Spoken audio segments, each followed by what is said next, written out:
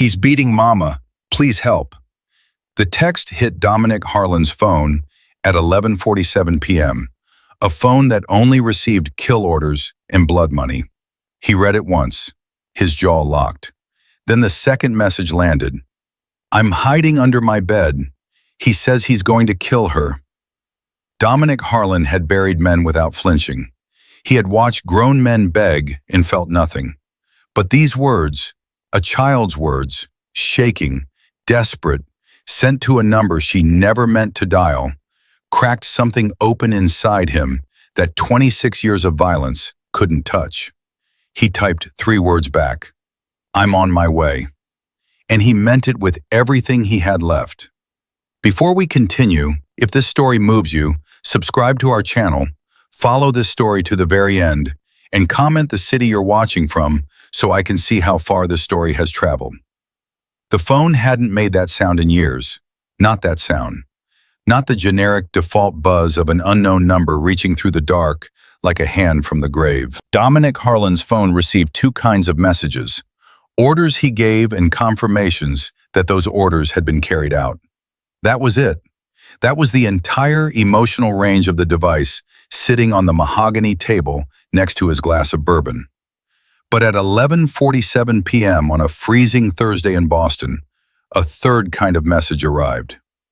He's beating my mama, please help. Dominic picked up the phone. He read the words once, then again, then a third time. His thumb hovered over the screen like a man who'd forgotten how to move. Around him, 4 of his men sat playing cards at the corner table. Vincent Morrow, his second in command, was reviewing accounts on a laptop. The back room of the Harbor Club smelled like cigar smoke and old leather and the kind of silence that powerful men paid good money to protect. Boss? Vincent looked up.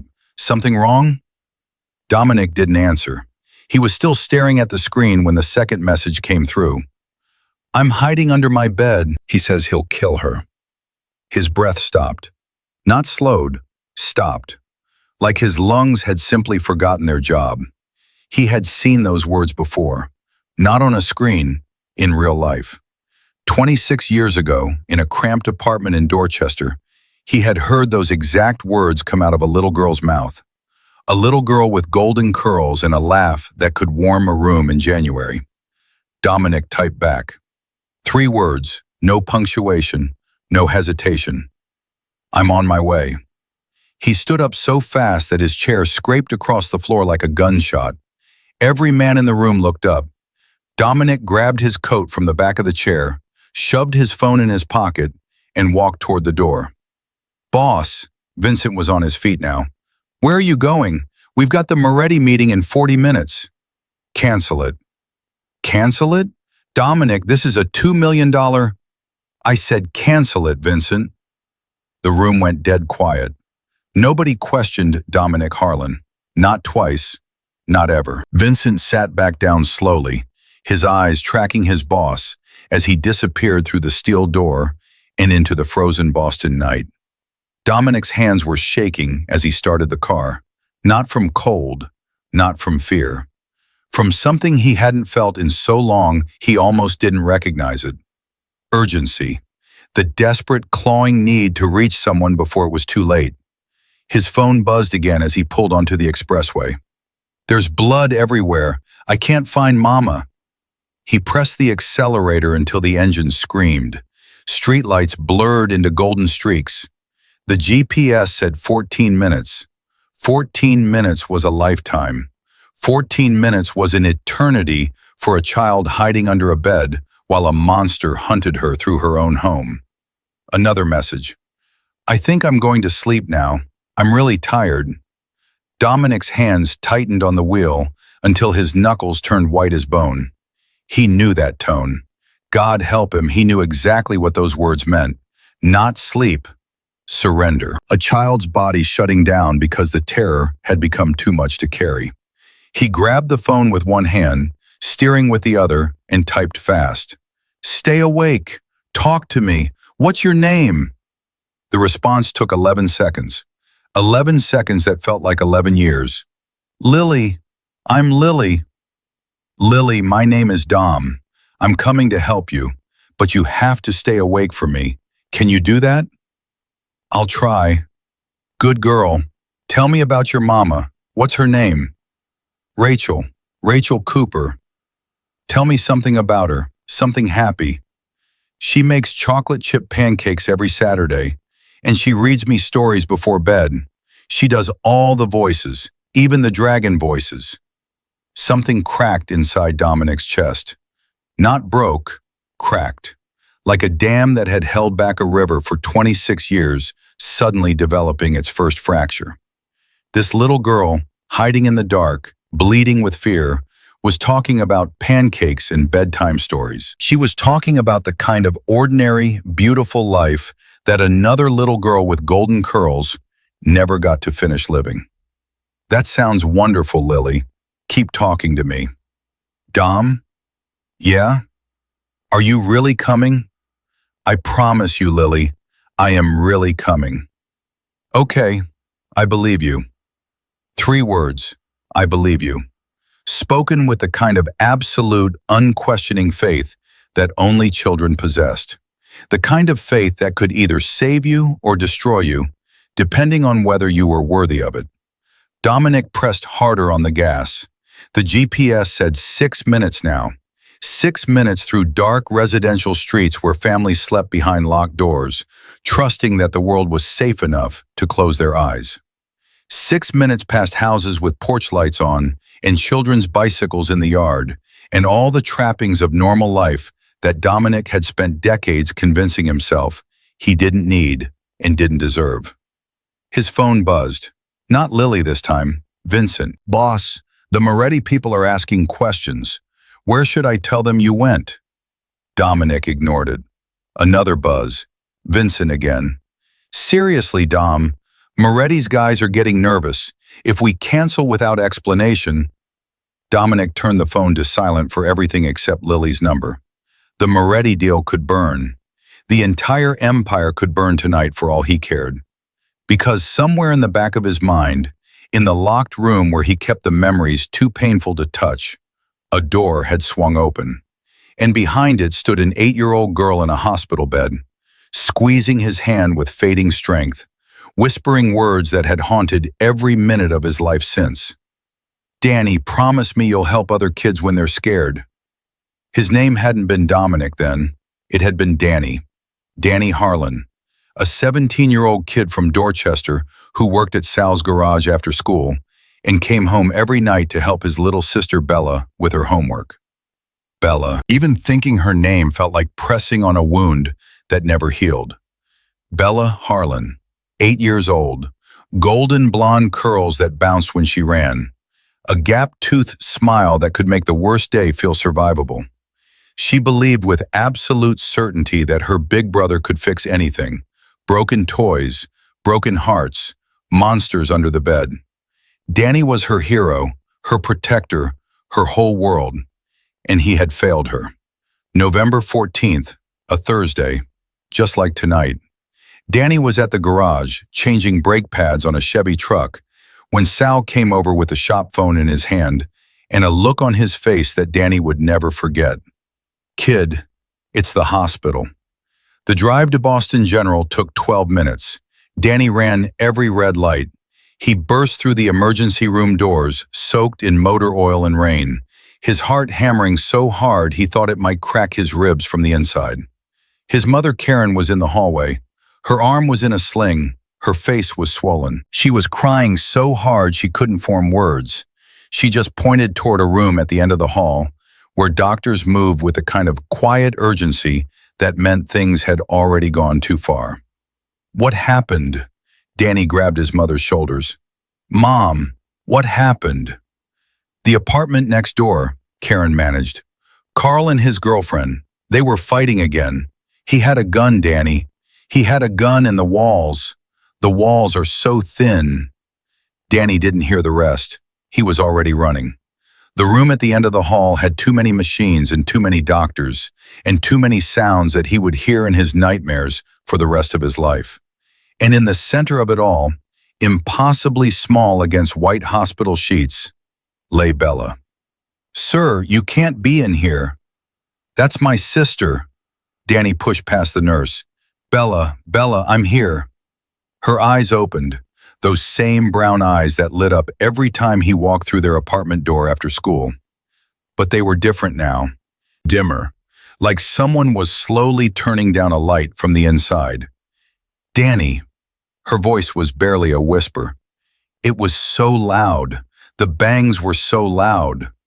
I know, Bella, I know. But you're going to be okay. The doctors are going to fix you up. He looked at the nearest doctor, desperately searching for confirmation. The doctor's eyes gave him everything he needed to know, and it was the opposite of what he had just promised. Danny, Bella squeezed his hand. Her grip was so weak it felt like holding air. I was doing my homework when it happened. I was drawing the solar system for Mrs. Patterson's class. I almost finished Saturn's rings. You'll finish them, Bella. I'll help you. We'll make it the best Saturn Mrs. Patterson's ever seen. Bella smiled, that gap-toothed, world-saving smile. But it was fading. Everything was fading. Danny? Yeah, Bella? Promise me something. Anything. I promise anything. Promise me you'll help other kids when they're scared, like how you always help me. Danny couldn't speak. His throat had closed around a grief so massive it threatened to swallow him whole. He nodded instead, gripping her hand with both of his, trying to hold her in this world through sheer willpower. I promise, Bella. I swear to God, I promise. Good, she closed her eyes. I love you, Danny. You're the best big brother in the whole world. The machines changed their rhythm. The beeping became different, slower, more spaced out, like footsteps walking away. Doctors moved in. Someone pulled Danny back. He fought them. He screamed. But it didn't matter. Nothing mattered. Bella Harlan was gone. She never finished Saturn's rings. The GPS announced 1 minute to destination, and Dominic Harlan was pulled violently back to the present. His face was wet. He reached up and touched his cheek, genuinely surprised. Tears. Actual tears. He hadn't cried since the night Bella died. Not when he took his first life. Not when he built his empire. Not when he buried friends and enemies alike in the cold Massachusetts ground. But a little girl named Lily Cooper had just done what no amount of violence or loss or grief had managed in 26 years. She had made him feel again. The house appeared on his right, small, 2 stories, broken porch light, overgrown yard, the kind of house that looked tired, like it had given up on being noticed. Most of the windows were dark, but through the thin curtains of the front room, he could see movement, shadows, the erratic, violent kind that meant someone inside was still in motion, still dangerous. No police cars, no ambulance, no concerned neighbors peeking through curtains. This house existed in the kind of quiet isolation where terrible things happened behind closed doors, and nobody ever knew until it was too late. Dominic pulled over across the street, killed the engine, and checked his weapon out of pure habit. Then he pulled out his phone and sent one more message. Lily, I'm outside. Stay hidden. I'm coming in now. Her response came back in 3 seconds. He found me. Hurry! Dominic was out of the car before he finished reading. He crossed the street in 6 strides, his breath forming clouds in the November air, his pulse steady the way it always was before violence. But this was different. Every other time he had walked toward danger, it was calculated. Business. Tonight his heart hammered with something that had nothing to do with business, and everything to do with a promise he had made to a dying girl in a hospital room 26 years ago. The front door was slightly open, not kicked in, left ajar by someone too drunk or too arrogant to care about locks. From inside, Dominic could hear a man's voice, slurred, loud, full of the kind of ugly rage that small men used to feel powerful. Come out, you little brat. You think hiding's gonna save you? Huh? You think somebody's coming to help? Nobody's coming. Nobody cares about you. And then, quieter, but sharp enough to cut through everything, A woman's voice, weak, pleading. "Travis, please, leave her alone. She's just a child." "Shut up, Rachel. This is your fault. You raised a disrespectful little—" Something heavy hit the floor. A body. Then silence from the woman. Dominic stepped through the front door. The living room told a story of sustained brutality. Furniture overturned. Glass scattered across the hardwood. Picture frames torn off walls. A child's drawing, crayon colors, stick figures holding hands under a yellow sun, had been ripped in half and trampled underfoot. And on the floor, curled on her side with her blonde hair matted dark with blood, lay Rachel Cooper, unconscious, breathing, but barely. Dominic knelt beside her. His fingers found her neck. Pulse, weak, but there. She was alive, but she needed help soon. Heavy footsteps pounded through the hallway above him. Then that voice again, moving from room to room, opening doors, slamming them shut. "I know you're in here, Lily. You better come out right now, or it's going to be a whole lot worse when I find you." Dominic rose to his full height. He rolled his neck once, cracked his knuckles once, and walked toward the staircase with the kind of calm, measured stride that men in his world recognized immediately as the walk of someone who had already decided exactly what was going to happen next. He was halfway up the stairs when a door burst open on the second floor, and Travis Boone appeared at the top of the landing. 6'3", arms like lumber, knuckles bloody, eyes wild with drink and violence. Travis looked down and froze. This was wrong. This wasn't supposed to happen. Nobody came to houses like this. Nobody answered the screams. Nobody cared enough to show up at midnight on a Thursday. But here was a man standing on his staircase. Blonde hair, blue eyes cold as Arctic water, wearing a suit that cost more than everything Travis owned, looking up at him with an expression that contained absolutely no fear whatsoever. "Who the hell are you?" Travis said. Dominic took another step up, then another, slow, deliberate, each step closing the distance with the patience of someone who understood that the most terrifying thing in the world wasn't speed or noise. It was silence. "I asked you a question," Travis shouted. "Who are you? Get out of my house." Dominic reached the top of the stairs. He stood 3 feet from Travis Boone, and he still hadn't said a single word. His eyes moved across Travis's face, the bloodshot eyes, the swollen knuckles, the sweat beading at his temples, reading him the way a surgeon reads an X-ray, cataloging damage, measuring threat level, calculating exactly how many seconds it would take to end this. "Last chance, buddy." Travis raised his fists. His voice cracked slightly. The alcohol was wearing off just enough for survival instincts to kick in, and those instincts were screaming at him that something about this man was very, very wrong. "Get out of my house or I swear to God." Dominic moved. It happened so fast that Travis's brain couldn't process it. One heartbeat, he was standing with his fists up. The next, he was flat on his back with Dominic's hand around his throat and his head pressed against the hallway floor with enough force to make the wood creak. "Here's how this is going to work," Dominic said. His voice was quiet, almost gentle, the kind of quiet that made Travis's blood freeze solid. "You're going to tell me where the little girl is, and then you're going to pray, actually pray, Travis, that she's not hurt. Because if there is a single mark on that child, what happens next is going to be the worst experience of your very short remaining life."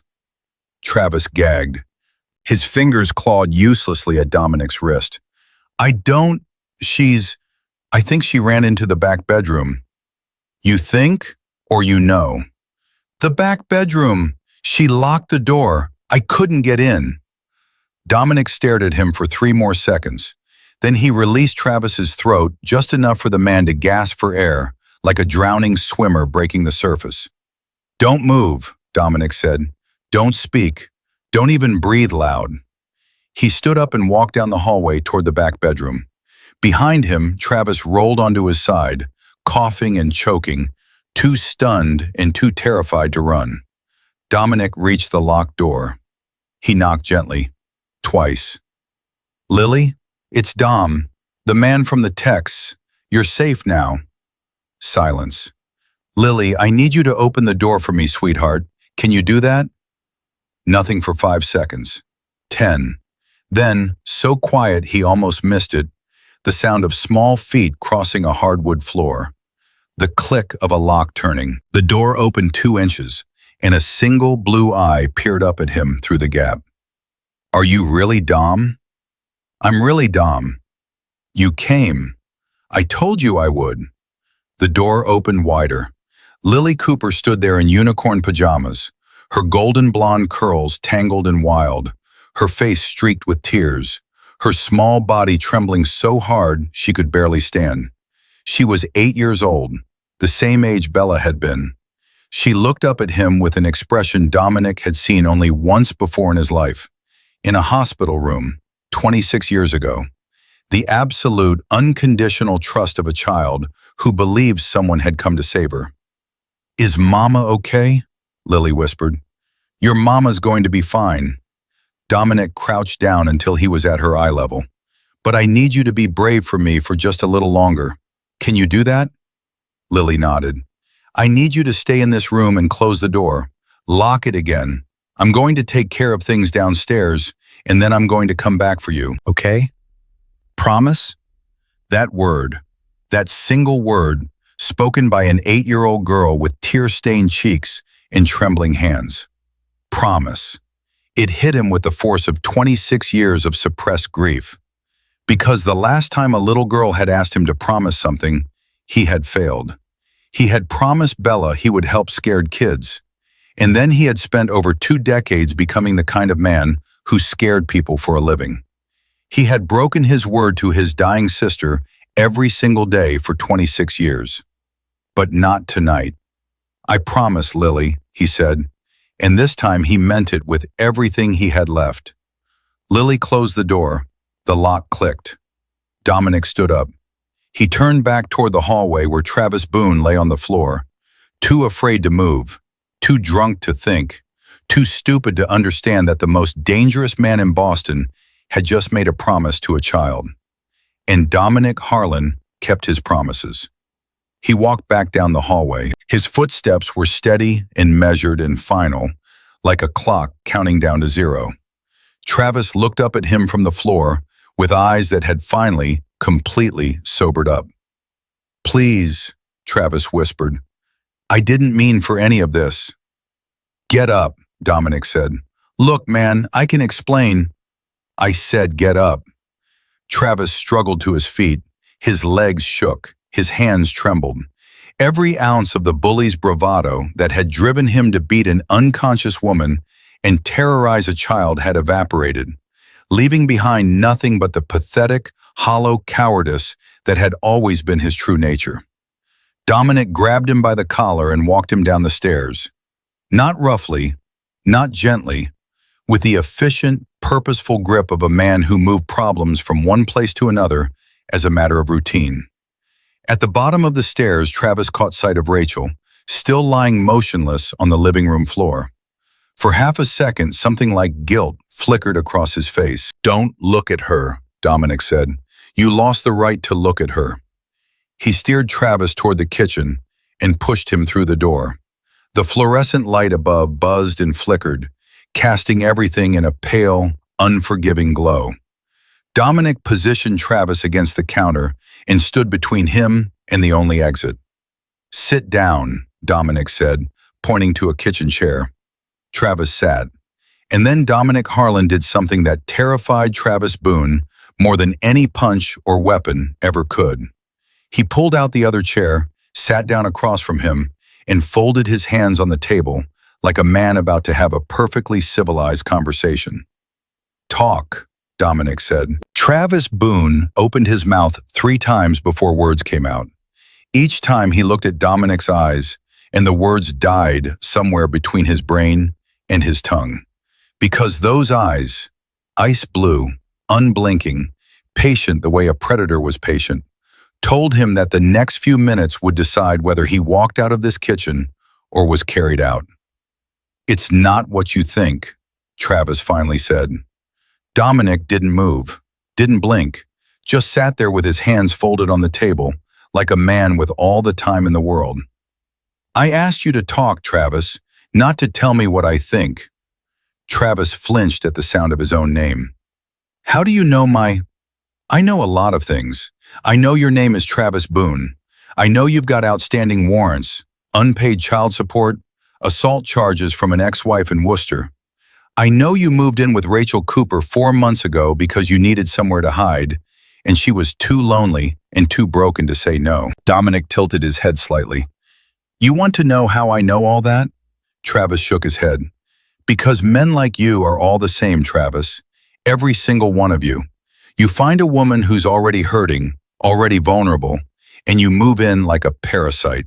You start out charming, helpful, the guy who fixes the leaky faucet and takes out the trash and says all the right things about being a real man for her kid.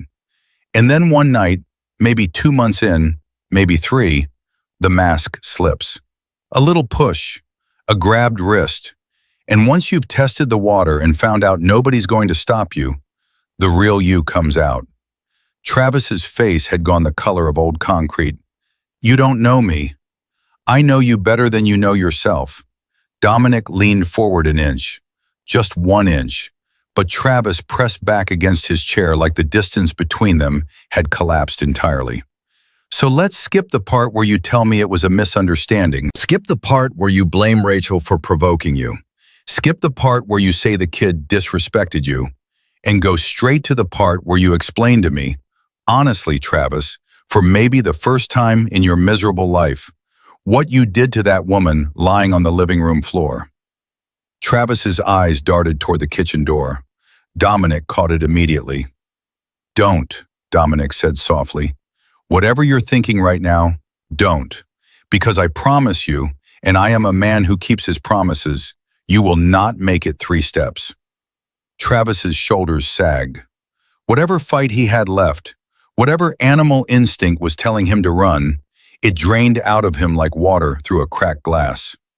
Rachel and I got into it tonight, he said, his voice small. She found out about the warrants. She said she wanted me out of the house by morning. I told her she couldn't do that. I've been paying half the rent. I've been putting food on the table. She can't just kick me out like I'm nothing. So you hit her. I didn't. It wasn't like that. She started screaming at me. She threw a plate. I grabbed her arm to stop her and she fell. She fell, Dominic repeated. She hit the coffee table, her head. It was an accident. And then what? Travis went quiet for a long moment. His hands were shaking against his thighs. She was on the floor, not moving. And Lily, the kid, she was standing in the hallway. She'd seen the whole thing. She started screaming so loud the neighbors might have heard. So you went after an 8-year-old child. I wasn't going to hurt her. I just needed her to be quiet. I've got warrants, man. If somebody called the cops, you chased a terrified little girl through her own house because you were afraid of going to jail.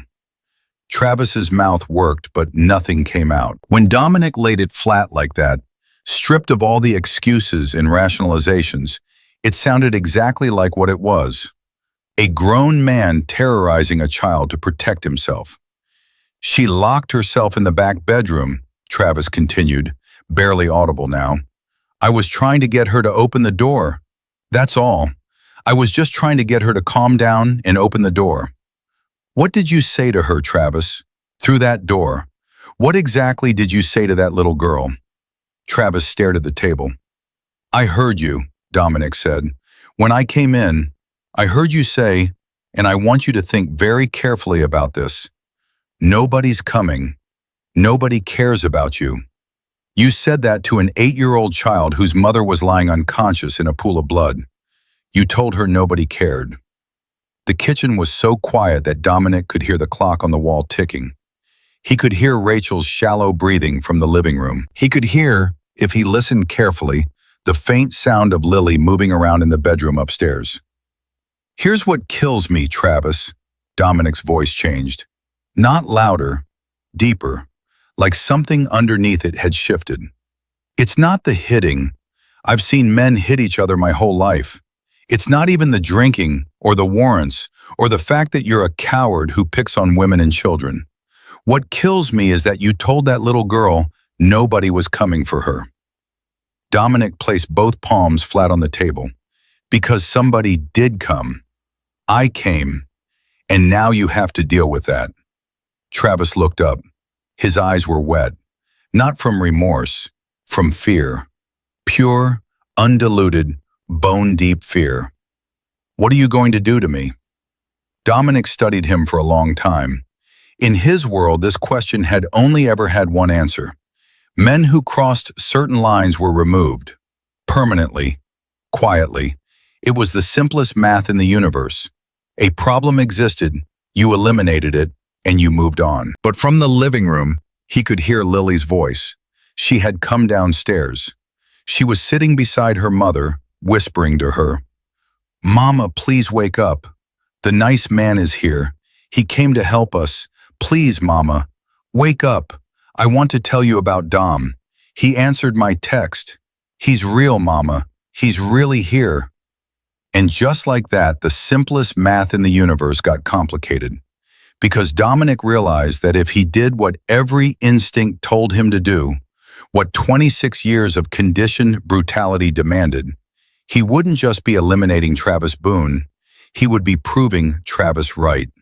He would be proving that the world ran on violence and power and nothing else. And the little girl in the next room, the one who had trusted a stranger enough to send a desperate text at 11:47 on a Thursday night, deserved to believe in something better than that.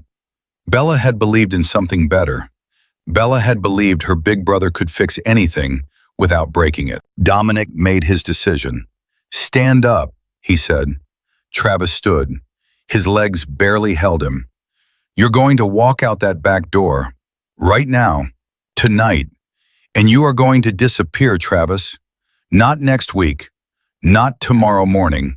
Right now. You are going to leave this city and never come back." Travis blinked. That's it? That's not it. That's the beginning.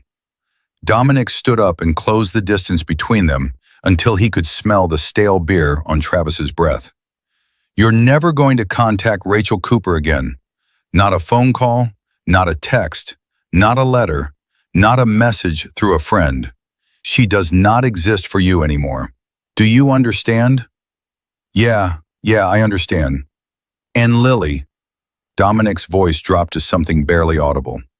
"If you ever come within 100 miles of that child, if her name ever comes out of your mouth again, if I hear even a rumor that you've looked in her direction, Travis, I will find you. I don't care if you run to Alaska. I don't care if you change your name and your face and start a new life on the other side of the planet. I will find you, and what happens next will make tonight feel like a Sunday dinner." Travis was nodding so fast his whole body shook. I swear I'll go. You'll never hear from me again." "One more thing." Dominic reached into his jacket. Travis flinched violently, but Dominic only pulled out his phone. "I'm going to have someone keeping tabs on you, Travis. Not for a month, not for a year, for the rest of your life. If you ever raise your hand to another woman, anywhere, I will know about it, and I will come for you personally." "I won't. I swear to God I won't." "Don't swear to God. He's not the one you need to worry about." Dominic stepped aside, clearing the path to the back door. 24 hours, Travis. That's your head start. Use it wisely." Travis Boone stumbled toward the back door. His hands fumbled with the lock for 3 agonizing seconds before he finally wrenched it open. Cold November air rushed in. Travis stepped out into the darkness, and then he paused. He turned halfway back, and for a moment, it looked like he might say something. "Keep walking," Dominic said. Travis walked. The door swung shut. His footsteps faded into nothing. Dominic stood alone in the kitchen. His hands were steady. His breathing was even. To anyone watching, he would have looked exactly like the cold, calculating man who had ruled Boston's underworld for 2 decades. But inside, something was happening that he couldn't calculate or control. The crack in his chest, the one that had started in the car and widened when he saw Lily standing in the doorway in her unicorn pajamas, had spread. It was no longer a fracture. It was a collapse. 26 years of armor, 26 years of telling himself that feeling nothing was the only way to survive, were crumbling faster than he could rebuild them. He pulled out his phone and called Dr. Natalie Ross.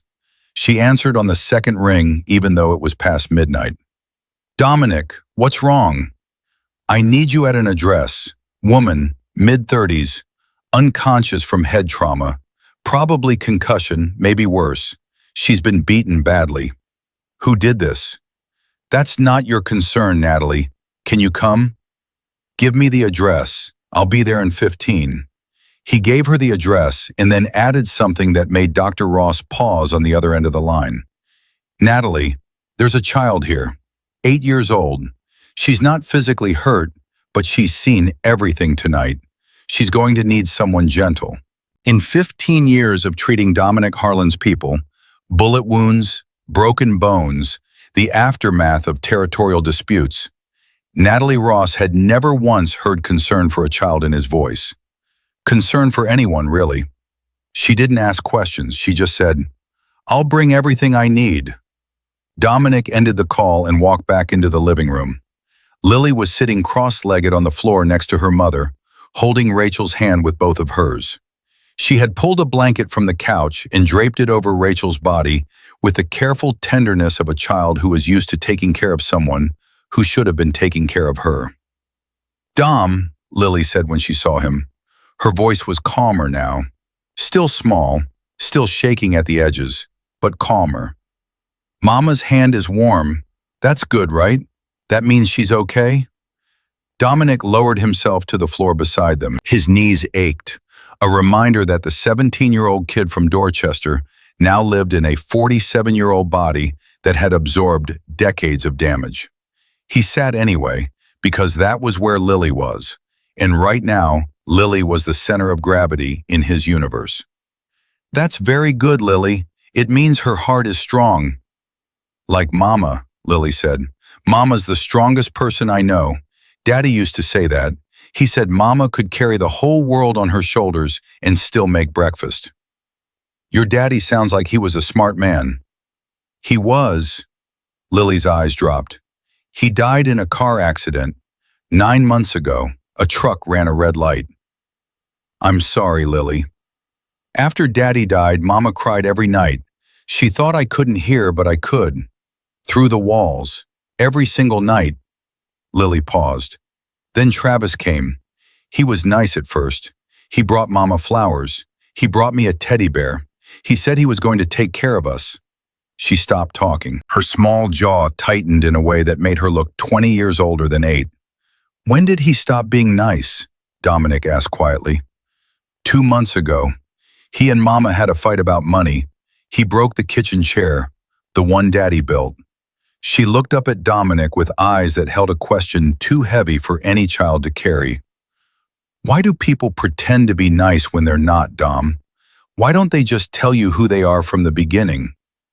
Dominic felt that question land somewhere deep in his chest, in a place that Bella's death had hollowed out and that 26 years of violence had tried and failed to fill. "Because some people are afraid that if you see who they really are, you won't let them stay," he said. "And they'd rather lie to keep what they have than tell the truth and risk losing it." Lily thought about this. "Is that what Travis did?" "That's exactly what Travis did. Are you like that?" The question hit him harder than anything Travis Boone could have thrown. Because the honest answer, the real answer, was complicated in ways that an 8-year-old couldn't understand. Dominic Harlan was a man who wore a mask every day. A man who had buried his real name, his real history, his real grief under layers of power and fear so thick that even he sometimes forgot who was underneath. But Lily wasn't asking about Dominic Harlan, the crime boss. She was asking about Dom, the stranger who had answered her text at 11:47 p.m. and driven through the dark to keep a promise. "I'm trying not to be," he said. "I'm trying really hard tonight not to be." Lily squeezed his hand, the same gesture, the same trusting grip. Small fingers wrapped around his with a strength that had nothing to do with muscle and everything to do with faith. "I think you're doing a good job," she said. Headlights swept across the front windows. "Dr. Ross." Dominic gently freed his hand and stood up. "Lily, the doctor's here. She's going to help your mama. I need you to be brave one more time." "I've been brave all night, Dom." "I know you have. You've been the bravest person I've ever met." Lily looked up at him. "Braver than your sister Bella?" The question stopped him cold. He hadn't mentioned Bella to Lily. Not tonight, not during their texts. He was certain of it. "How do you know about Bella?" he asked. "You said her name," Lily said. "Upstairs. When you knocked on my door, you said, 'It's okay, Bella, I'm here.' But then you said Dom." Dominic's throat closed. He didn't remember saying it, but his body remembered. His heart remembered. Standing outside that locked door, knocking gently, calling out to a scared little girl, some part of him that lived deeper than memory, deeper than thought, had reached back 26 years and spoken his sister's name. "Bella was my little sister," he said. "She was 8 years old, just like you. What happened to her? Someone hurt her, and I wasn't there to stop it." Lily stood up. She walked over to him and wrapped her small arms around his waist with a fierceness that almost knocked him backward. Not because of force, because of what it meant. Because this child, who had every reason to be afraid of adults, who had just watched a man beat her mother unconscious, chose to trust him enough to hold on. "You're here now," she whispered into his jacket. "You stopped it this time." Dominic placed one hand on the back of her head, gently, the way he used to hold Bella when thunderstorms scared her. And something inside him, something that had been locked in a box and buried under decades of concrete and blood, broke free. The front door opened. Dr. Natalie Ross walked in carrying a medical bag and wearing the expression of a woman who had learned long ago not to ask questions she didn't want answered. She took one look at Rachel on the floor, one look at the destroyed living room, one look at Dominic standing with a small blonde girl wrapped around him like he was the only solid thing in her world. And for the first time in 15 years of working with Dominic Harlan, Dr. Ross saw something in his eyes that she had never seen before. She saw the 17-year-old kid from Dorchester who had lost everything and had just found a reason to stop running from it. Dr. Ross knelt beside Rachel without a word. Her hands moved with the practiced efficiency of someone who had spent 15 years patching up people who couldn't go to hospitals. She opened Rachel's eyelids, checked her pupils, pressed 2 fingers against the side of her neck, and then carefully turned Rachel's head to examine the wound at her temple. "Concussion," she said, "moderate to severe. The laceration needs stitches. She's lost some blood, but not enough to be critical." She looked up at Dominic. "She needs a hospital, Dom." "No hospitals." "Dom, no hospitals, Natalie. No police reports. No paperwork with her name on it." Dr. Ross held his gaze for a long moment. This was a conversation they'd had dozens of times before over the years. Bullet wounds she'd treated on kitchen tables. Stab wounds she'd sutured in back rooms. She knew the rules, but this was different, and she could feel it. "There's a child involved," she said carefully. "If I don't report this, the man who did this is gone.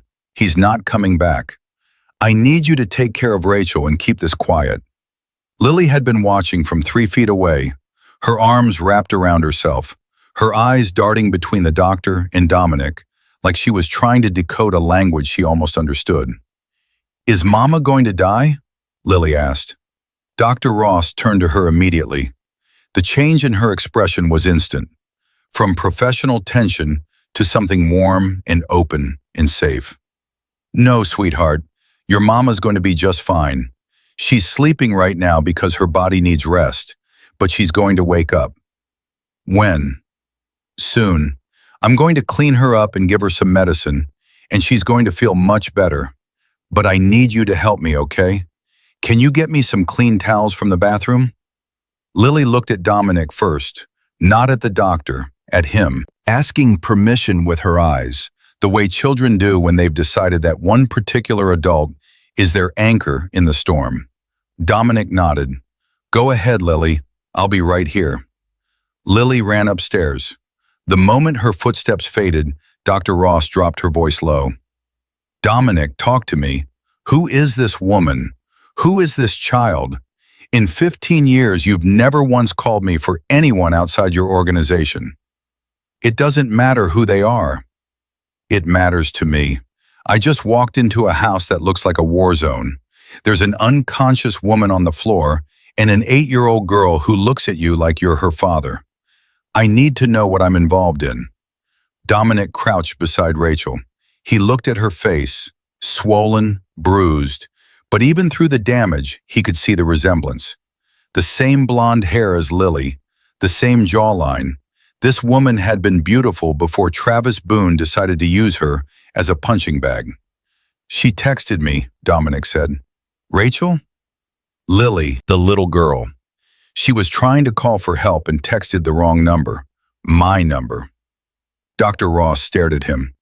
A random child texted you by accident and you drove across the city at midnight too? Yes. The single word carried so much weight that Dr. Ross didn't push further. She had known Dominic long enough to recognize the rare moments when something had shifted inside him. Moments so infrequent they could be counted on one hand. This was one of them. Lily came running back downstairs with an armful of towels, slightly out of breath. I got the blue ones and the white ones. Mama always says the white ones are for guests, but I think this counts. That definitely counts, Dr. Ross said with a gentle smile. She took the towels and began cleaning the wound on Rachel's temple. Lily, I need to put some stitches in your mama's head. It might look a little scary, but it won't hurt her.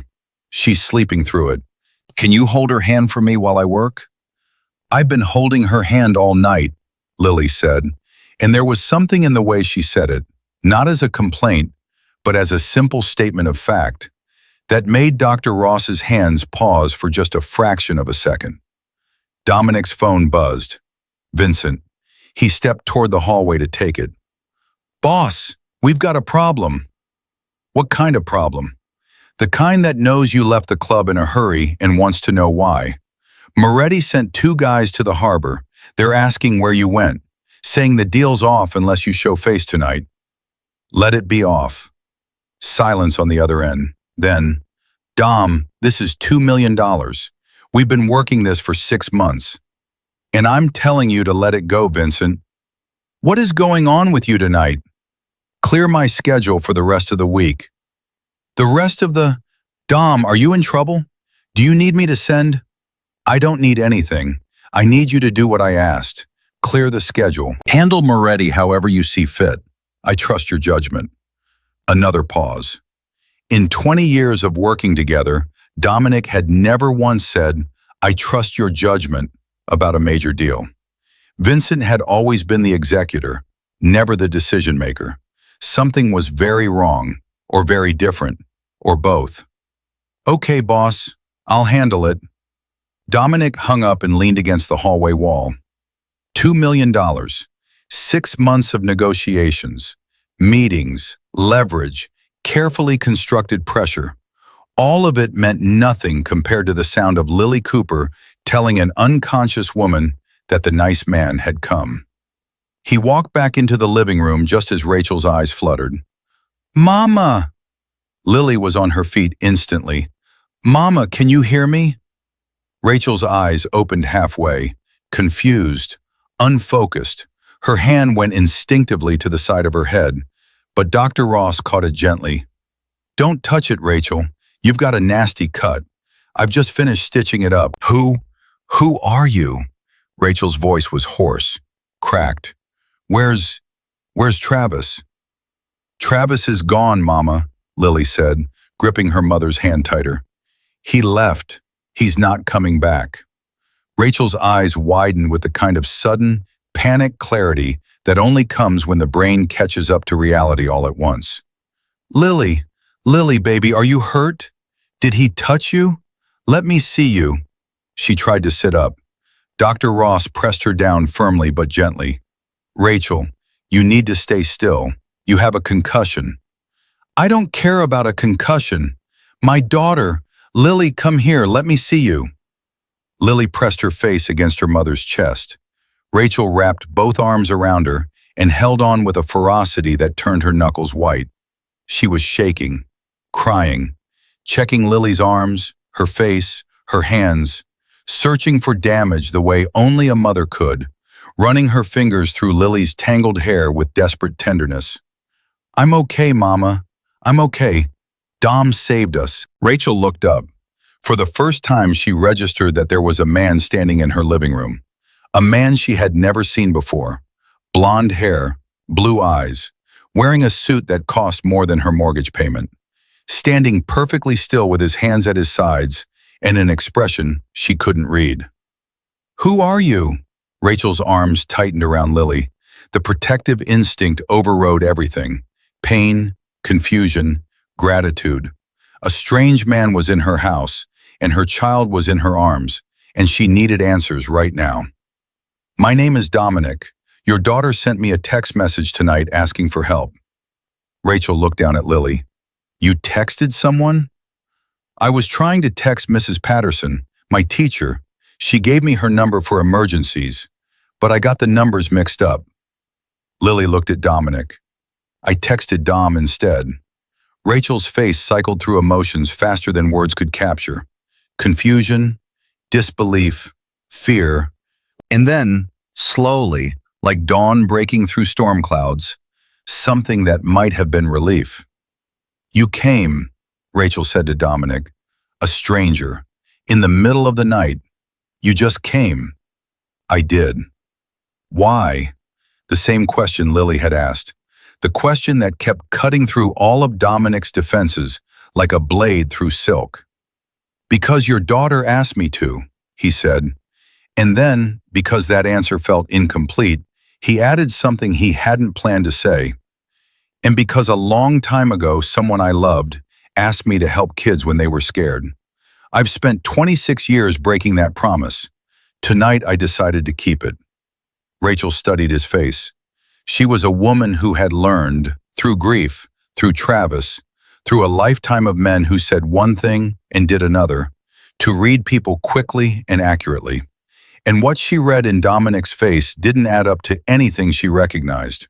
He wasn't a cop. He wasn't a social worker. He wasn't a neighbor or a good Samaritan who happened to be passing by. He was something else entirely.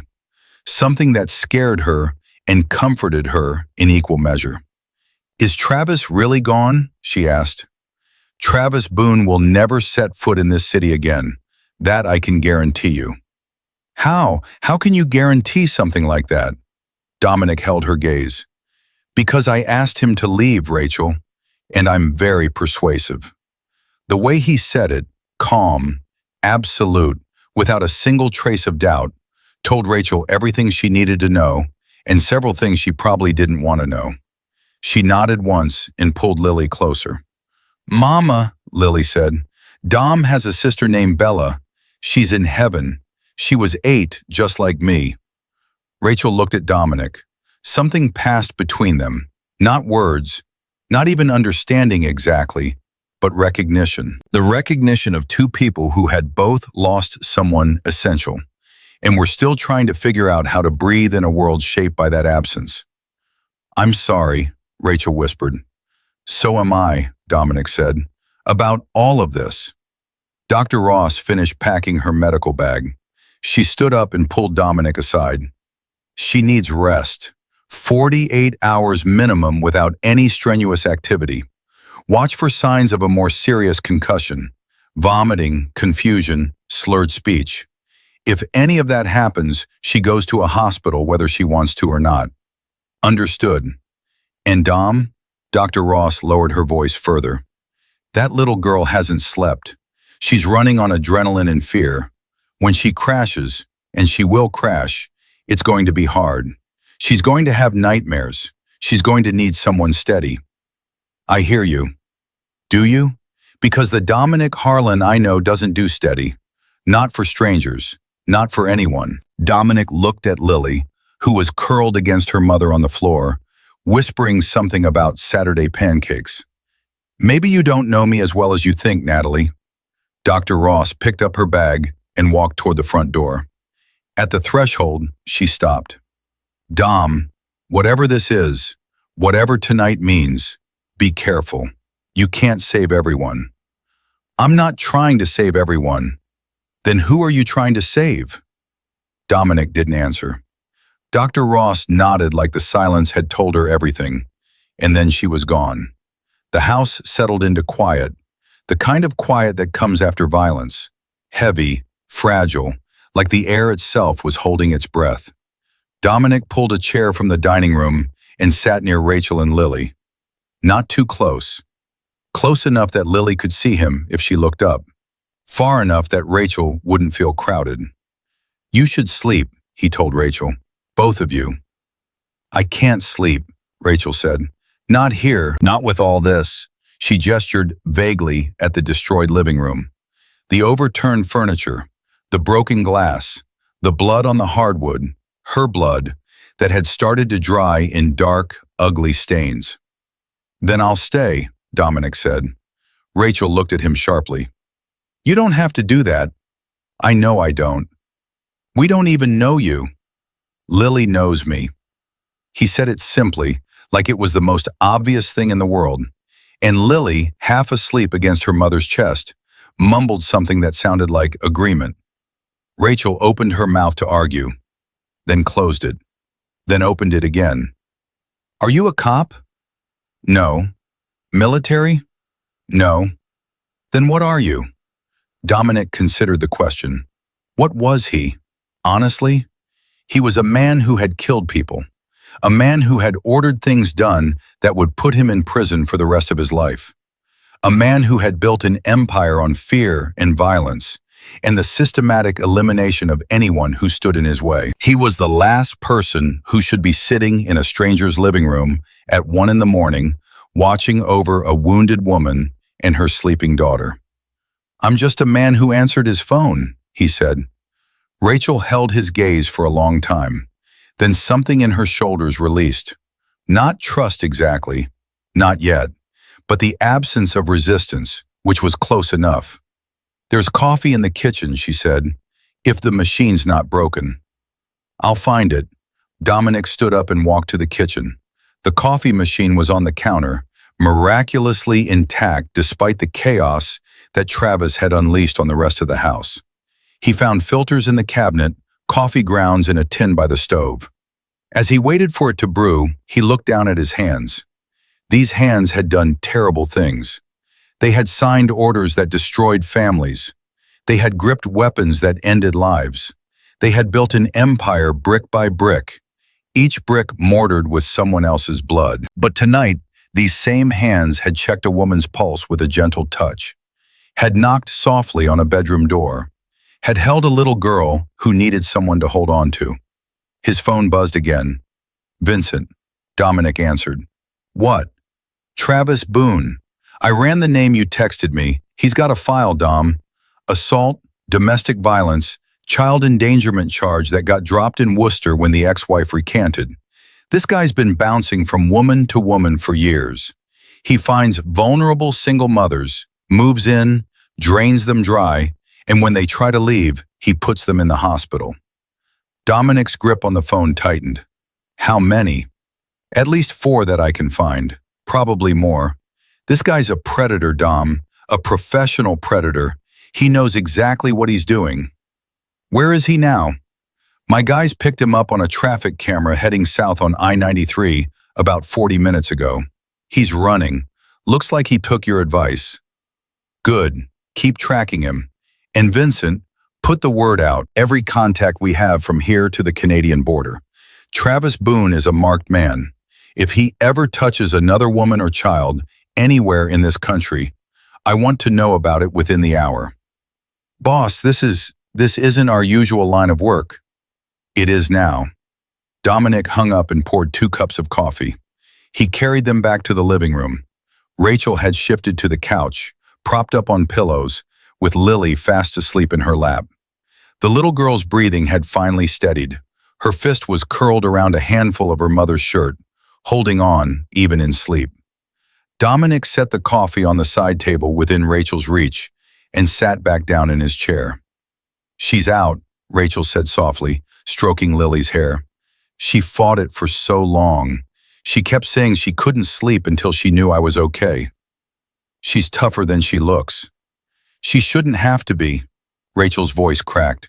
She's 8 years old. She shouldn't have to be tough. She should be worried about homework and cartoons and whether Santa's going to bring her that bike she wants. Instead, she's texting strangers in the middle of the night because her mother can't protect her. You protected her tonight, Rachel.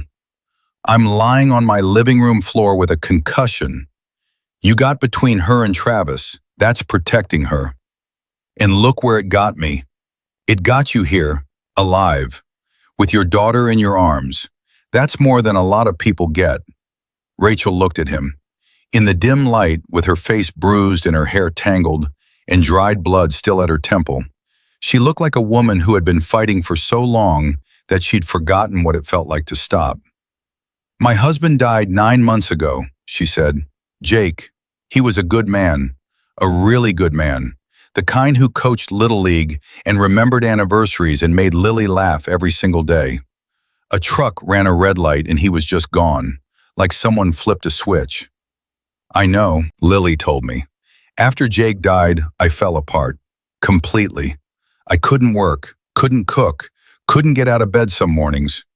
Lily would make herself cereal and watch cartoons and pretend everything was fine because she was afraid that if she wasn't perfect, she'd lose me too. Rachel wiped her eyes with the back of her hand. Travis showed up 2 months later. Friend of a friend. He was charming, attentive. He said all the right things. And I was so lonely and so broken that I let him in. I let a monster into my daughter's home because I was too weak to be alone. You weren't weak, Dominic said. You were grieving. Same thing. No, it's not. Dominic leaned forward. Weak is what Travis is. Weak is a man who needs to hit someone smaller than him to feel powerful. Grief is something else entirely. Grief is what happens to people who were brave enough to love someone completely. Rachel stared at him. A tear slid down her cheek, cutting a clean line through the dried blood. Who are you, Dominic? Really? Because you talk like a man who understands this, and normal people don't show up at midnight and make promises like the ones you've been making. Dominic looked at Lily, asleep in her mother's lap. Golden curls, 8 years old, safe, at least for tonight. I'm someone who made a promise a long time ago, he said, and I'm finally keeping it. Rachel's eyes searched his face for a lie. She didn't find one. What she found instead was something that surprised her more than any lie ever could. She found pain, real pain, old pain, the kind that only came from losing someone you would have traded your own life to save. Your sister, Rachel said quietly, the one Lily mentioned, Bella. Dominic nodded once. How old were you when you lost her? 17. How did you survive it? Dominic looked at the coffee going cold on the side table, at his hands wrapped around nothing, at the broken house around them, in the sleeping child, in the beaten woman, and the wreckage of lives that all seemed to orbit the same terrible truth, that love and violence live closer together than anyone wanted to admit. I didn't, he said. Rachel didn't ask what he meant. She didn't need to. The 2 words, I didn't, hung between them like smoke, and she understood them the way only someone who had also been hollowed out by loss could understand. Survival and living were not the same thing. You could walk and breathe and eat and speak for decades without ever truly being alive. She knew that. She had learned it the night Jake's car was hit by a truck running a red light, and the phone rang and the world split into before and after. Lily stirred in her sleep. Her small hand tightened on Rachel's shirt, then relaxed. A tiny whimper escaped her lips, the first tremor of whatever nightmare was building behind her closed eyes. "Shh, baby," Rachel whispered, pressing her lips to Lily's forehead. "Mama's here." Dominic watched. The tenderness of it, the way Rachel's entire body curved around her daughter like a shield, bruised and bleeding, and still putting herself between Lily and the world, reminded him of something his mother Karen used to do. After Bella died, Karen would sit in Bella's bed every night, holding the pillow against her chest, rocking back and forth, whispering to a daughter who could no longer hear her. Karen Harlan had never recovered. She died 4 years after Bella, technically from pneumonia, but Danny knew the truth. His mother died because her heart had been broken so completely that her body simply gave up trying to carry it. He hadn't been there for that either. By the time Karen died, Danny Harlan was already gone. Dominic Harlan had taken his place, a man who didn't visit hospitals, didn't attend funerals unless they were useful, didn't allow himself to feel the weight of the people he had lost, because feeling that weight would have crushed him flat. "Dominic," Rachel's voice pulled him back. "Can I ask you something?" "Yeah." "When you said you'd guarantee Travis would never come back, what did you mean by that, exactly?" "I meant what I said." "That's not an answer." "It's the only answer I have." Rachel shifted carefully, trying not to wake Lily. "I've lived with a violent man for 4 months. I know what violence looks like. I know what it sounds like when someone makes threats they can actually keep." She paused. "You're not a regular person, are you?" Dominic met her eyes. He could lie. He had lied to people every day for 26 years. Lying was as natural to him as breathing. But something about this night, this house, this woman, this sleeping child, had stripped the machinery of deception down to its gears, and the gears had stopped turning. "No," he said, "I'm not a regular person." "Should I be afraid of you?" "No." "How do I know that?" "Because your daughter trusted me enough to send me a text at midnight, and I showed up. That's how you know." Rachel held his gaze for a long time. Then she nodded. Not agreement, acceptance. The acceptance of a woman who had run out of options and energy and was choosing to believe in the only person who had actually appeared when everything fell apart. "I need to get Lily to bed," Rachel said. "Can you help me carry her upstairs? I don't think I can manage the stairs alone." Dominic stood. He crossed the room and looked down at Lily, curled in her mother's lap with her face pressed against Rachel's chest. She looked so small, so impossibly, heartbreakingly small, the way Bella had looked in that hospital bed. "Lily," he said softly, "I'm going to pick you up now, okay?" Lily's eyes opened halfway, glazed with exhaustion. She looked at him and smiled. A sleepy, trusting, gut-wrenching smile that belonged to a child who had decided this man was safe. "Okay, Dom," she mumbled. He lifted her. She weighed almost nothing. Her head fell against his shoulder, and her arms looped around his neck with the instinctive grip of a child who was used to being carried. Her hair smelled like strawberry shampoo in fear, and Dominic had to lock his jaw to keep himself together. Rachel pulled herself up from the couch, wincing. Dr. Ross's stitches held, but every movement sent pain radiating through her skull. She gripped the banister and climbed the stairs one at a time. Dominic followed, carrying Lily against his chest, feeling the rhythm of her breathing slow and deepen with every step. Lily's bedroom was at the end of the hall. Rachel pushed the door open and stepped aside. Dominic laid Lily on her bed and pulled the covers up to her chin. On the nightstand sat a framed photo, a man with kind eyes and a wide smile, holding Lily on his shoulders at what looked like a county fair. Jake, Lily's father, the good man who coached Little League and remembered anniversaries and got killed by a truck running a red light. Lily grabbed Dominic's sleeve as he pulled back. Her eyes were barely open, but her grip was iron. "Dom?" "Yeah, Lily." "Are you going to be here when I wake up?"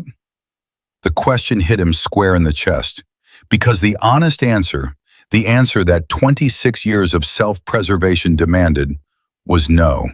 He should leave. He should walk out the front door, get in his car, drive back to the Harbor Club, and pretend this night never happened. That was the smart play, the safe play, the Dominic Harlan play. But Lily's fingers were still wrapped around his sleeve, and Bella's voice was still echoing somewhere deep inside his skull.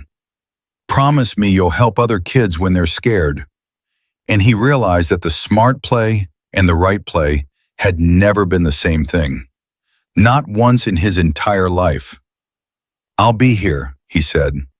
Lily's grip relaxed, her eyes closed. Within seconds, her breathing evened out into the deep, steady rhythm of a child who had finally found something solid enough to hold on to. Rachel stood in the doorway, watching.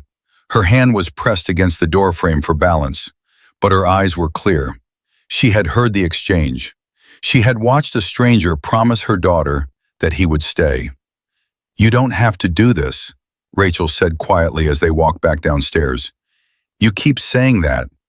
Because it's true. We're strangers. You've already done more than anyone." "Rachel." Dominic stopped at the bottom of the stairs. 26 years ago, my 8-year-old sister was killed by a stray bullet that came through our apartment wall.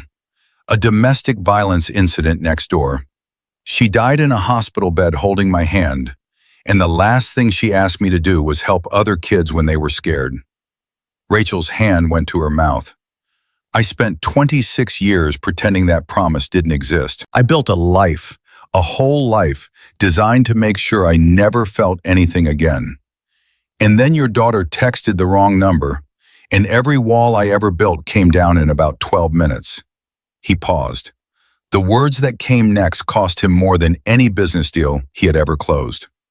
"I can't bring Bella back. I couldn't protect her. I wasn't there when it mattered. But I'm here now, and I'm not leaving until I know you and Lily are safe. Not just tonight. Safe." Rachel's tears fell silently.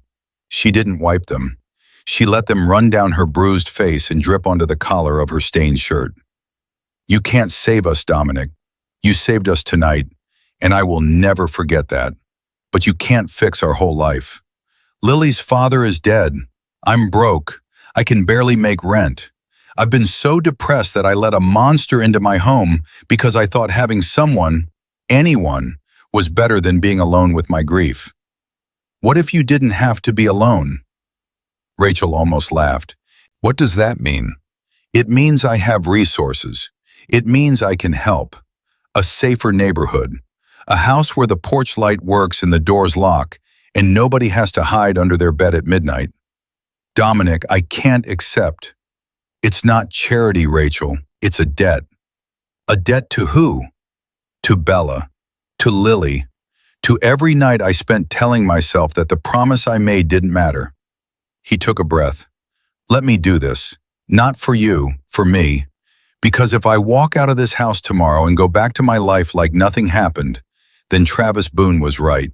Nobody cares. And I'm not going to let that be true." Rachel sank onto the bottom stair. She pulled her knees up and pressed her forehead against them and cried. Not the quiet tears of a moment ago.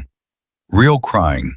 The deep, wrenching, full-body kind that happens when a person who has been holding everything together for months finally gives themselves permission to fall apart. Dominic didn't touch her, didn't speak. He sat on the stair beside her and waited. Because he understood, better than most people alive, that sometimes the most important thing you could do for someone in pain was simply to be present. To sit in the wreckage with them and not look away. After a long time, Rachel raised her head. Her face was swollen from crying, her eyes red, her breathing ragged. But something had changed in her expression. The exhaustion was still there. The pain was still there. But beneath it, barely visible, was the first faint trace of something she hadn't felt since before Jake died. Hope. "Okay," she said. "Okay? Okay, I don't understand why you're doing this. I don't understand who you are, but my daughter trusted you, and Lily is the best judge of people I've ever known. She gets that from Jake." Dominic nodded. "But Dominic, if you hurt us, if this is some kind of, I don't even know what, if you disappear tomorrow and break that little girl's heart." "I won't." "How do I know?" "Because breaking promises to little girls is the one thing I can't survive doing again." Rachel searched his face one more time. Whatever she found there was enough. She extended her hand, not for a handshake, just an open palm, offered across the small space between them on the stair. Dominic took it. Her grip was weak from exhaustion and injury, but it was there. A bridge built from nothing but desperation and faith, spanning the impossible distance between a beaten woman who had stopped believing in rescue and a broken man who had stopped believing in redemption. They sat like that for a long moment, two strangers connected by a child's accidental text message and the wreckage of lives that had been shaped by violence and loss. And in that silence, something took root. Not romance, not friendship, something harder to name and harder to destroy. A covenant, the unspoken agreement between two people who had both been failed by the world, choosing to stop failing each other. Upstairs, Lily slept. Her breathing was steady. Her fist was curled around a corner of her blanket. And on the nightstand beside her, her phone, the phone that had sent a desperate message to a wrong number, glowed faintly in the dark. The screen showed one last text exchange. "Lily, he found me. Dom, I'm outside. Stay hidden. I'm coming in now." 3 floors below, Dominic Harlan sat on a stranger's staircase, holding a mother's hand, and the boy from Dorchester, Danny Harlan, 17, terrified, gripping his sister's fingers in a hospital room, finally stopped running. 6 months changed everything and nothing. The bruises on Rachel's face healed within 3 weeks. The stitches came out after 10 days. The concussion faded into headaches that grew less frequent with each passing month until they disappeared entirely. But the bruises that mattered, the ones that lived beneath the skin, in the places where trust used to be, those took longer. Those were still healing on the Sunday afternoon in May when Dominic pulled up to a small white house on Maple Street in Brookline and parked in the driveway like he had every Sunday for the past 24 weeks. The house was new. Not new to the world, it was built in the 1940s, with hardwood floors and a brick fireplace and a front porch wide enough for 2 rocking chairs. But new to Rachel and Lily. Dominic had arranged the move 3 weeks after that night. No fanfare, no explanation that Rachel could argue with. Just a phone call from a real estate agent saying that a 2-bedroom house in a safe neighborhood with good schools had become available at a rent so low it was almost suspicious. Rachel had questioned it. Dominic had told her it was a housing assistance program through a nonprofit he supported. It wasn't exactly a lie. He had created the nonprofit the week before, specifically for this purpose. Lily opened the front door before he reached the porch. "Uncle Dom!" She hit him at full speed, arms around his waist, face pressed against his jacket. She had started calling him Uncle Dom in the 2nd month. He hadn't asked her to. She just did it one Sunday over a chess game, casual as breathing, like the title had always belonged to him and she was simply the first person to notice. "Hey, kid." He put his hand on top of her head. "Where's your mom?" "Kitchen. She's making pancakes, the chocolate chip ones. She said I have to set the table, but I told her I had to wait for you first because you always sit in the wrong chair, and then I have to move everything." "I sat in the wrong chair one time, Lily. Twice. And the second time you put your coffee on my placemat and it left a ring." Dominic followed her inside. The house smelled like batter and coffee and something else. Something he couldn't name but recognized instantly. It smelled like a home. A real one. The kind he hadn't set foot in since he was 17 years old. Rachel stood at the stove flipping pancakes with the easy, unhurried rhythm of a woman who had gotten some of herself back. Her hair was pulled up. The scar at her temple had faded to a thin white line that was only visible if you knew where to look. She turned when she heard him and smiled. "Morning, Dominic. Coffee's on the counter." "Thanks." "Lily, set the table, please. For real this time." I'm doing it." Dominic poured his coffee and sat down, in the correct chair, and watched Lily arrange plates and forks with the meticulous precision of a child who had taken ownership of something small and important.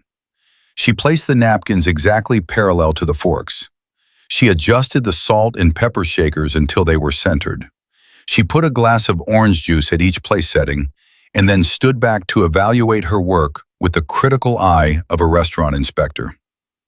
"Perfect," she announced. "It's beautiful, baby," Rachel said, sliding a stack of pancakes onto a plate. They ate together, the three of them, around a kitchen table in a house where the doors locked properly and the porch light worked, and nobody had to hide under any beds. Lily talked about school.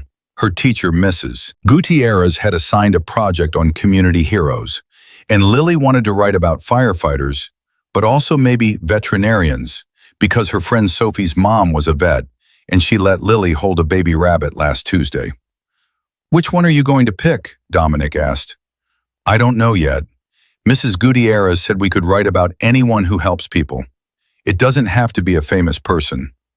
That gives you a lot of options." Lily looked at him with an expression that was far too knowing for an 8-year-old. "I know who I want to write about, but Mama said I should think about it more." Rachel shot Dominic a look that said, "Please don't ask." But it was too late. "Who?" Dominic asked. "You." The word landed like a stone in still water. Dominic set down his fork. "Lily, you're my community hero, Uncle Dom. You helped us when nobody else did. Mrs. Gutierrez said a hero is someone who shows up when things are scary, and you showed up." Dominic looked at Rachel. She was staring at her plate, but her eyes were wet. "I think firefighters might be a safer choice for a school project, Lily," he said carefully. "But firefighters didn't save us. You did. Your mom saved you. She's the one who got between you and Travis. Mama got hurt saving me. You're the one who came after." Lily picked up a piece of pancake with her fingers. "Can I write about you? Please? I'll change your name if you want. I'll call you something else." Dominic felt something tighten behind his ribs. This child, this fierce, perceptive, impossibly brave child, wanted to tell the world about him. About a man whose real story would put him in prison for the rest of his natural life. About a man who had done things so dark that the word hero should burn on contact. "You can write about me," he said, "but use a different name." "What name?" "Danny," he said, before he could stop himself. "Use Danny." Rachel looked up sharply. She knew. He had told her, not everything, but enough. Enough to understand that Danny was the boy who existed before the empire. The boy who kept promises and tucked his sister into bed and believed the world could be fair if people tried hard enough. "Danny," Lily repeated, testing the name. "I like it. Danny the hero who answers phones in the middle of the night." After breakfast, Lily ran outside to play in the backyard. Through the kitchen window, Dominic could see her swinging on the swing set that had appeared one Saturday morning without explanation. Rachel had stopped questioning the things that appeared. A new refrigerator when the old one broke. Winter coats for both of them when November came. A college fund that arrived in the mail as a formal letter from a nonprofit that Rachel could never quite find a website for. "She's doing better," Dominic said, watching Lily pump her legs higher and higher. "She is." Rachel poured more coffee and sat across from him. "She still has nightmares sometimes. Not every night anymore, maybe once a week. But she's sleeping. She's laughing again. She brought home a math test last week with a 92, and she was so proud she taped it to the fridge." Dominic had seen the math test. It was still on the fridge, held up by a magnet shaped like a ladybug. "Her therapist says she's making real progress," Rachel continued. "She's processing the trauma in healthy ways, drawing about it, talking about it. She drew a picture last week of that night, the house, the broken furniture, and then she drew you, standing in the doorway like a giant. She gave you a cape. Dominic almost smiled. Almost. "What about you?" he asked. "How are you doing?" Rachel wrapped her hands around her mug. "Better. Some days are harder than others. I started the job at the library last month, part-time. It's not much, but it's something. And I've been going to the support group, the one Dr. Ross recommended, for women who've been through domestic violence." She paused. "There are a lot of us, Dominic. So many women. And most of them didn't get a stranger answering their phone at midnight. That's why I set up the fund." Rachel looked at him. "What fund?" Dominic hadn't meant to say it. The words had slipped out before the filter that governed his entire life could catch them. He took a slow sip of coffee, buying time. "Dominic, what fund?" "I created a foundation, anonymous. It provides emergency housing, legal assistance, and financial support for women and children escaping domestic violence in the Boston area." Rachel set her mug down. "You did what?" "It launched 2 months ago. We've helped 47 families so far." 47 families. By the end of the year, it'll be more. I've got people working on expanding it to Worcester and Springfield. Rachel's mouth opened, closed, opened again. "Dominic, that's... How? How are you funding something like that?" "I have resources. Resources that you won't explain. Resources that I'm using for something that matters." Rachel shook her head slowly, not in denial, in something closer to wonder. "You know what I keep thinking about? That night, that moment when Lily's text hit your phone. If she had typed one digit differently, if the message had gone to some random stranger who just deleted it, or to someone who read it and thought it was a prank, or to someone who cared but was too far away to help. But it didn't. But it didn't. It went to you." She leaned forward. "Do you ever think about that? About how impossible it is? Out of every phone number in this city, she texted yours." Dominic thought about it every day. He thought about it at 3 in the morning when he couldn't sleep. He thought about it during business meetings when Vincent was talking about territory and profit margins and all the machinery of an empire that felt less and less like the point of being alive. He thought about it every time Lily called him Uncle Dom, and every time Rachel smiled at him across the kitchen table, and every time he drove home on Sunday nights to his empty penthouse and sat in the dark and tried to reconcile the man he was with the man he was becoming. "Bella used to believe in signs," he said. "She was 8 years old and she believed that the universe sent you messages if you paid attention. She'd find a penny on the sidewalk and say it was Grandma saying hello from heaven. She'd see a cardinal in the backyard and say it meant good luck was coming." "That sounds like Lily." "Yeah," his voice roughened. "Yeah, it does." "Maybe Bella sent her," Rachel said quietly. "Maybe wherever your sister is, she saw a little girl in trouble, and she knew exactly which number to put in her head." Dominic's throat locked. He stared at the table, the grain of the wood, the ring his coffee mug had left, the small imperfections that made it real and solid and permanent. "I'm not a good man, Rachel," he said. "I need you to know that. I've done things that... I know." He looked up. "I'm not stupid, Dominic. I've figured out enough. I don't know the details and I don't want to. But I know that whatever your life is outside of this house, it's not what you bring through that front door on Sunday mornings." She held his gaze with the same steady courage she had shown on the worst night of her life. "The man who sits at my kitchen table and teaches my daughter chess and eats chocolate chip pancakes and asks how my week was, that man is good. Whatever else exists, that man is real." From the backyard, Lily's voice carried through the open window. "Uncle Dom, come push me on the swing. I'm trying to go all the way over the top." "You cannot go over the top, Lily. That's not how swings work." "It is if you push hard enough. Come on." Dominic looked at Rachel. She nodded toward the door with a half smile that held 26 years of his grief and 9 months of hers, and the fragile, stubborn hope that maybe, just maybe, broken people could build something worth keeping. He walked outside.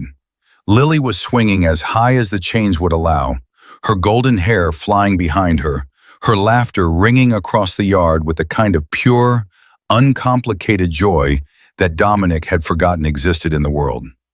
He stood behind the swing and waited for the rhythm. When Lily swung back toward him, he pushed, gently, firmly, the way a father would. "Higher, Uncle Dom! Any higher and you're going to end up on the roof. That would be so cool." "That would not be cool. Your mother would kill me."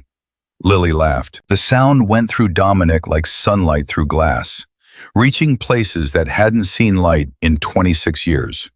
He pushed his niece on the swing, and the boy from Dorchester, Danny Harlan, who had promised his dying sister that he would help scared children, finally understood that redemption was not a single act. It was not one night. It was not driving through the dark to save a stranger. Redemption was showing up. Every Sunday, every morning, every time a little girl called your name and expected you to be there. Bella had asked him to help other kids when they were scared. He had failed that promise for 26 years. But a wrong number at 11:47 on a Thursday night had given him a second chance. And Dominic Harlan, Danny Harlan, the boy, the boss, the broken man still learning how to be whole, was never going to waste it. Lily's text was sent to the wrong number, but sometimes the wrong number is exactly the right person at exactly the right moment. And sometimes the hardest hearts don't need to be broken open by force. They just need a child brave enough to ask for help and trust that someone, anyone, will answer. Someone answered, and he kept his promise.